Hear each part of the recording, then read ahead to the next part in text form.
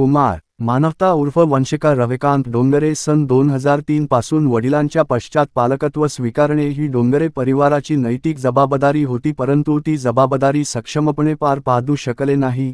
मौजे वायगाव गोंडता समुद्रपूर जिल्हा वर्धा तसेच मौजे सावरिता जिल्हा भंडारा व गोंदिया जिल्ह्यामध्ये व इतर सर्व जिल्ह्यांमध्ये सुद्धा कुमार मानवता ही वारसदार आहे। संकेत अनिल डोंगरे सचिव नवयुवक एज्युकेशन सोसायटी अंतर्गत मानवता हायस्कूल कुंजीलाल पेठ बाबुलखेडा नागपूर व श्रीमती चारुशीला संजय डोंगरे उपाध्यक्ष नवयुवक एज्युकेशन सोसायटी अंतर्गत मानवता हायस्कूल कुंजीलाल पेठ बाबुलखेडा नागपूर तसेच सदर प्रकरणामध्ये असणारे अन्याय करणारे सर्व अधिकारी तसेच वारस हक्क लपविणारे सर्व संबंधितांवर कडक फौजदारी कार्यवाही करण्यात येणार असे मुख्यमंत्री देवेंद्र फडणवीस यांनी म्हटले। कुमार मानवता उर्फ वंशिका रविकांत डोंगरे ही मुलगी जन्मापासून मतिमंद असून लहानपणापासून वडिलांचे छत्र हरपले आहे। गेल्या 22 वर्षापासून अन्याय अत्याचार भीतियुक्त यातना भोगत आहे। मतिमंद असून या मुलीवरती गेल्या 2003 पासून मानसिक छळ संकेत अनिल डोंगरे सचिव नवयुवक एज्युकेशन सोसायटी अंतर्गत मानवता हायस्कूल नागपूर तसेच श्रीमती चारुशीला संजय डोंगरे यांनी सातत्याने अन्याय केलेला आहे। या डोंगरे परिवारावरती आमच्या इथं भगिनी आहेत वनिता डोंगरे, ह्या सुद्धा या छोट्या मुलीला घेऊन आलेल्या आहेत। या वनिता ताईंवर सुद्धा अनेक वर्षापासून म्हणजे 2003 ला त्यांचे मिस्टर एक्सपायर झाले आणि त्यानंतर यांच्यावरती सातत्याने यांचा मानसिक छळ केला जात आहे आणि यांना संपूर्ण जे त्यांच्या परिवारामधून पूर्ण बेदखल केलेला आहे। तर त्या निमित्तानं आम्ही येथे मुंबईमध्ये सर्व सामाजिक कार्यकर्ते सामाजिक एनजीओची सर्व लोक एकत्र आलो आणि या माध्यमातून ज्या सौ अनिता कोलते ह्या जन आंदोलन आता लवकरच उभं करणार आहे। या संदर्भामध्ये माननीय देवेंद्र फडणवीस साहेब, माननीय एकनाथरावजी शिंदे साहेब, अजितदादा पवार साहेब, चंद्रशेखर बावनकुळे साहेब, आदित्यताई तटकरे, महिला आयोग, मानवी हक्क आयोग या सर्व आयोगांना सुद्धा पत्रव्यवहार केलेला आहे।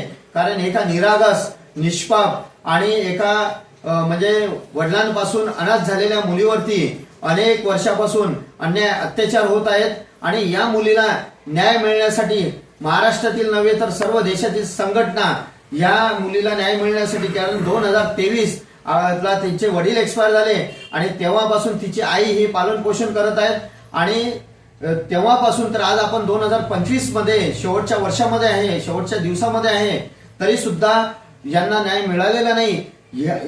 या वंशिका मानवता या मुलीला न्याय मिळवण्यासाठी संपूर्ण आपण जन आंदोलनामध्ये संपूर्ण एनजीओ सर्व सामाजिक संघटना आणि समाजाप्रती जाणीव असलेले लोक मतिमंद मुलींसाठी काम करणारे सर्व सामाजिक कार्यकर्ते यांनी एकत्र यावे यासाठी सौ अनिता कोलते यांनी दिनांक 16 फेब्रुवारी 2026 रोजी आझाद मैदान मुंबई येथे आंदोलन करायचं ठरवलेलं आहे।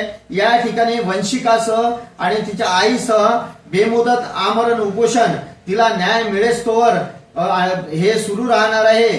त्यासाठी आज संपूर्ण ही पत्रकार परिषद ही घेण्यात येत आहे। या ठिकाणी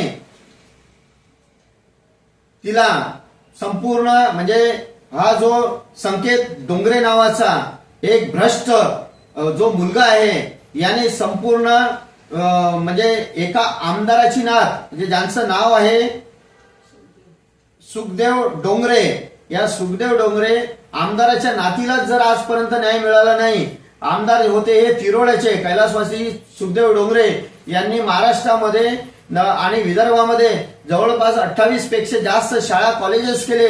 प्रचंड सामाजिक कार्य हे कैलासवासी सुखदेवराव डोंगरेंचं होतं आणि सुखदेवराव डोंगरेंच्या नातीलाच आजपर्यंत न्याय मिळालेला नाही आणि सुखदेव डोंगरे म्हणजे कैलासवासी सुखदेवराव डोंगरे यांचा मृत्यू हा कसा झाला, प्रॉपर्टीसाठी झाला का त्यांचा खून केला झाला याची सुद्धा SIT चौकशी ही करण्यात यावी यासाठी सुद्धा आमच्या आंदोलनामध्ये मागणी आहे।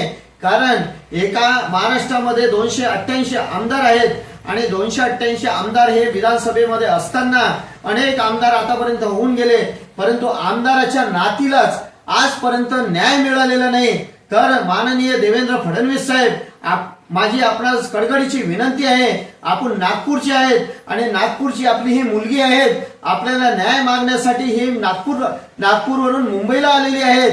गेल्या 20 ते 25 वर्षापासून हा प्रश्न प्रलंबित असल्यामुळे तात्काळ या गरीब छोट्या परिवाराला आपण न्याय मिळवून द्यावा आणि मानवता उर्फ वंशिका हिला न्याय देण्यासाठी आपण सक्षम आहात. आणि नक्कीच माननीय देवेंद्र फडणवीस साहेब हे गरिबांचे कैवारी आहेत, त्यामुळे आपण न्याय द्याल अशी आमच्या सारख्या सामाजिक कार्यकर्त्यांना सुद्धा अपेक्षा आहे.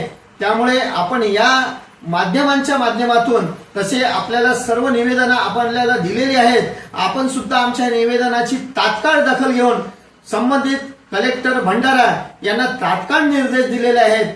यावरती तात्काळ उच्चस्तरीय चौकशी समिती दाखल करावी आणि आपली जी मानवता आहे, जी मानवता गडकरी साहेबांना सुद्धा विनंती आहे की आपण दोन्ही नेते नागपूरचे असल्यामुळे आणि गरिबांचे आपण कैवारी आहेत, हे सर्व समाजाला सर्वश्रुत आहे. त्यामुळे मानवता उर्फ वंशिका हिला न्याय देण्याची संपूर्ण जबाबदारी ही आपली राहील, आपल्या राज्याची राहील. मुख्यमंत्री म्हणून आपण नैतिक जबाबदारी स्वीकारावी. तसंच ही जी नालायक लोक या सत्तेचा गैरवापर करून अशा गरीब परिवारावरती जे अन्याय आणि त्यांचं शोषण करत आहेत, तर या संपूर्ण परिवाराला प्रोटेक्शन 24 तास देण्याची आपली गृह खात्याची जबाबदारी राहील. मुख्यमंत्री देवेंद्र फडणवीस साहेब यांना विनंती आहे की संपूर्ण परिवाराला पोलीस प्रशासनासह लेडीज कॉन्स्टेबलसह संपूर्ण आपण प्रोटेक्शन तात्काळ हे पहिले याची दखल घ्यावी आणि तात्काळ प्रोटेक्शन देण्यात यावं. यांच्या परिवाराचं जर काही बरं वाईट झाल्यास संपूर्ण सरकार आणि प्रशासन जबाबदार राहील.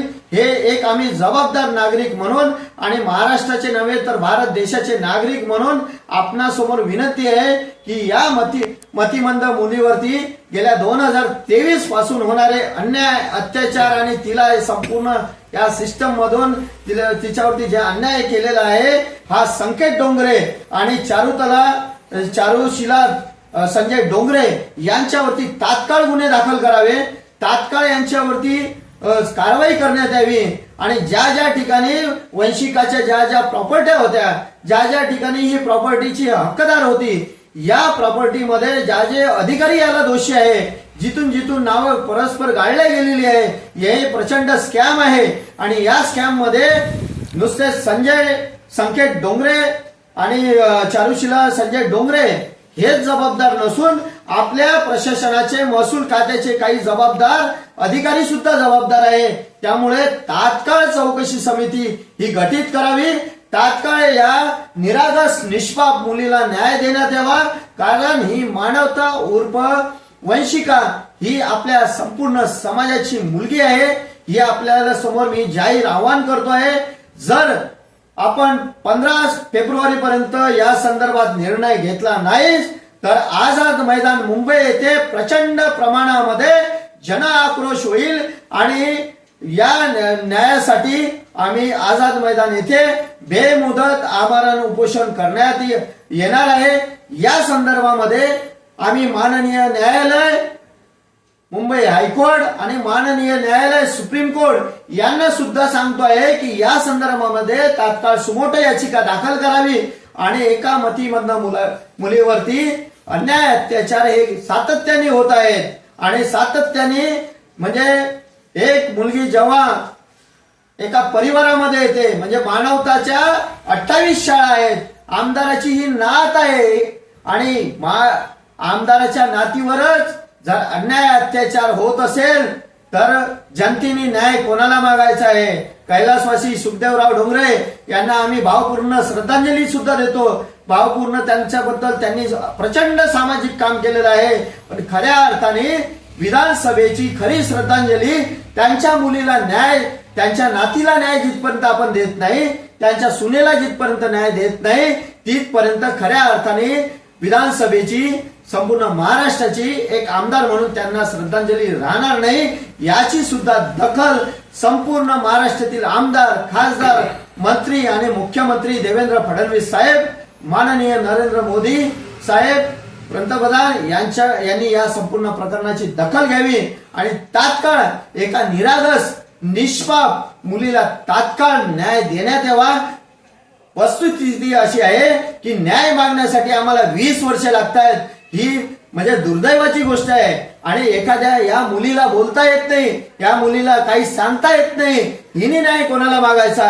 तिची आई आज प्रचंड प्रेशर मध्ये आहे, कोण कधी काय करून जाईल हे माहिती नाही आहे। यासाठी संपूर्ण प्रोटेक्शन आणि संपूर्ण त्यांची जबाबदारी ही सरकारची असेल। माननीय देवेंद्र फडणवीस साहेब, आपण नागपूरच्या आहात, माननीय आमचे आदरणीय नितीनजी गडकरी साहेब, आपण नागपूरचे आहेत आणि नागपूरचे मंत्री महोदय असताना, नागपूरचे केंद्रीय मंत्री असताना, नागपूरचे चंद्रशेखर बावनकुळे साहेब, आपणाबद्दल प्रचंड आदर आहे।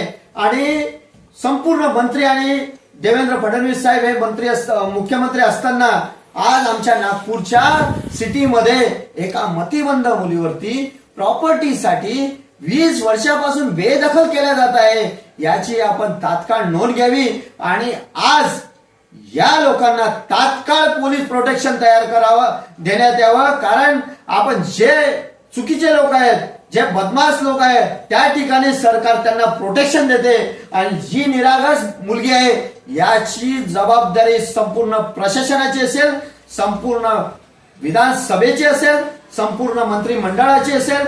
माननीय देवेंद्र फडणवीस साहेब, आपणास विनंती आहे की आपण निश्चित आमच्या मानवता उर्फ वंशिका हिला 100% न्याय देणार, ही आम्हाला सुद्धा अपेक्षा आहे। कारण आपण दुर्लक्षित मतिमंद बालकांचे नव्हे तर संपूर्ण समाजाचे कैवारी आहात आणि एक जबाबदार मुख्यमंत्री या महाराष्ट्राला लाभलेले आहे, ही आम्हाला सुद्धा जाणीव आहे।